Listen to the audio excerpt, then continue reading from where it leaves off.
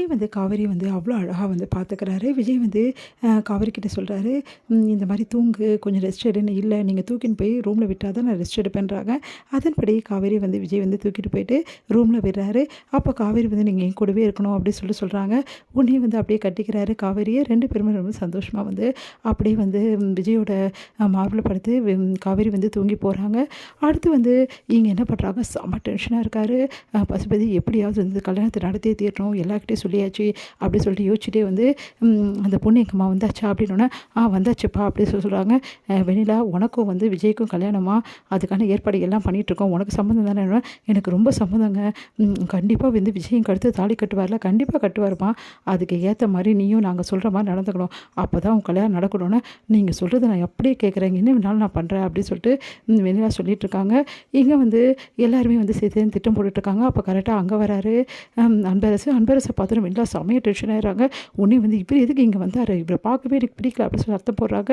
உடனே வந்து அன்பரசு மன்னிப்பு கேட்குறாரு. என்னை மன்னிச்சிடுமா, என்னால் தான் வந்து நீயும் வந்து விஜயும் பிரிஞ்சுட்டிங்க, ஆனால் இப்போ சொல்கிறேம்மா, எப்படியாவது திட்டம் போட்டு உன்னையும் வந்து விஜயும் சேர்த்து வைக்க வேண்டியது என்னோட கடமைம்மா, உங்கள் 2 பேரும் சேர்த்து வைக்கதாம்மா நான் வந்திருக்கேன், தயவுசெய்து என்ன நம்புமா அப்படின்னு சொல்லிட்டு கெஞ்சிட்டாரு.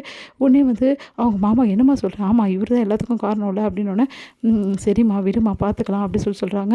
அடுத்து வந்து எல்லாருமே ஒரு திட்டம் போடுறாங்க. இங்கே பாருங்கள், கோயிலில் தேவையான எல்லா விஷயத்தையும் நான் பார்த்துப்பேன், ஆனால் விஜய் எப்படியாவது வர வச்சிடணும், அதை நான் பார்த்துக்கிறேன் அப்படி சொல்லிட்டு அன்பரசு சொல்கிறாரு. உங்களால் முடியுமானோன்னே கண்டிப்பாக முடியும், விஜய் எப்படியாவது இந்த கோயிலுக்கு வர வச்சிடலாம், அது ஒரு பிரச்சனையே கிடையாது, வந்த விஜய் வந்து வெள்ளை கருத்தை தாலி கட்டணும், அதுதான் டாஸ்க்கு அப்படின்னோடனே அதெல்லாம் கட்டுவார், அவரை கட்ட வைக்க வேண்டியது நம்மளோட வேலை அப்படின்னு சொல்லிட்டு அன்பரசு சொல்கிறாரு.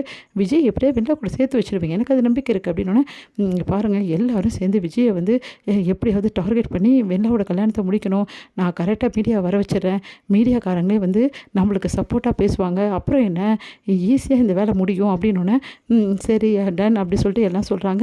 இங்கே பாருமா வெண்ணிலா, இந்த கல்யாணத்துக்காக வேண்டிய மொத்த செலவு என்னோடது, பட்டு புடவையிலேருந்து மாப்பிள்ளைக்கு ட்ரெஸ்ஸுலேருந்து உனக்கு ட்ரெஸ்ஸுலேருந்து அதே டைமில் எல்லாம் வாங்குறதுலேருந்து எல்லாம் என் பொண்ணு மாதிரி நான் அவனை செலவு பண்ணுவேம்மா, ரொம்ப தேங்க்ஸ் அங்கிள் அப்படின்னா.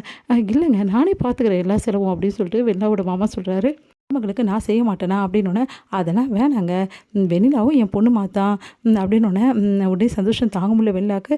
அதனால் எல்லா செலவும் நான் பார்த்துக்கிறேன், எந்த பிரச்சனையும் கிடையாது, விஜய் வர வேண்டியதான், வெண்ணிலாக்கு எடுத்து தாலி கட்ட வேண்டியது, அதுக்கப்புறம் அந்த காவேரி என்ன பண்ணுறான்னு பார்க்கலாம், இதுக்கப்புறம் அந்த காவேரி விஜய் வாழ்க்கையில் வரவே முடியாது அப்படின்னு சொல்லிட்டு இருக்காங்க. எல்லாம் ரொம்ப சந்தோஷமாக நடந்துட்டுருக்காங்க. வந்து நம்ம காவேரியோட அந்த அப்பள பிஸ்னஸ்க்கு வந்து எல்லா உதவியும் பண்ணி அவ்வளோ சூப்பராக வந்து ரெடி பண்ணுறாரு. அதை பார்த்து காவேரி ரொம்ப சந்தோஷப்படுறாங்க, விஜய்க்கு தேங்க்ஸ் சொல்கிறாங்க, அப்படியே ஹக் பண்ணுறாங்க.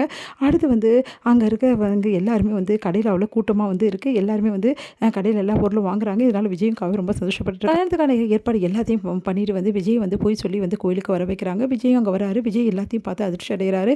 உடனே வந்து யாரை கேட்டு இந்த மாதிரி ஏற்பாடெல்லாம் பண்ணீங்க அப்படின்னு சொல்லிட்டு கேட்டோன்னே கரெக்டாக மீடியாவும் அங்கே வந்துடுறாங்க. சார், இந்த ஒரு பொண்ணு ஏமாத்த தப்பு சார், அந்த பொண்ணை கல்யாணம் பண்ணிக்கங்க சார், பாவம் சார் அந்த பொண்ணு, அப்படி என் பொண்டாட்டி இருக்கும்போது எப்படிங்க நான் கல்யாணம் பண்ணிக்க முடியும், என்ன பேசுகிறீங்க நீங்களாம் சட்டத்தை படித்தவர் தானே, என்ன இப்படி பேசுகிறீங்க அப்படின்னு சொல்லிட்டு பேசிட்டு இருக்காரு. கரெக்டாக அந்த டைமில் போலீஸ் அங்கே வராங்க.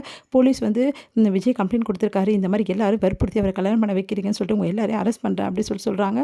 அதை கேட்டு அதிர்ச்சி அடைகிறாங்க வெண்ணிலா, அதுக்கப்புறம் பசுபதி எல்லாருமே என்ன விஜய் இப்படிலாம் பண்ணிட்டு இருக்கா அப்படின்னு, எல்லாம் ஒன்றால் தான் வந்தது, கூட சேர்ந்து இப்படி குழி பறிக்கிறியா அப்படின்னு சொல்லிட்டு அவங்க சித்தப்பாவோட சட்டையை வந்து பிடிக்கிறாரு விஜய். 2 பேரும் சண்டை போட்டுக்கிறாங்க. அந்த டைமில் போலீஸ் விலைக்கு வராங்க. வந்து எல்லாருக்கிட்டையும் இங்கே எதுவும் பிரச்சனை படக்கூடாது, எல்லாரும் ஸ்டேஷனுக்கு வாங்க அப்படின்னு சொல்லிட்டு எல்லாருமே வந்து கூட்டிகிட்டு போகிறாங்க. இங்கே வெண்ணிலா அழுதுகிட்டே போகிறாங்க. பார்த்து டென்ஷனாக வராரு விஜய். இதை பார்த்துட்டு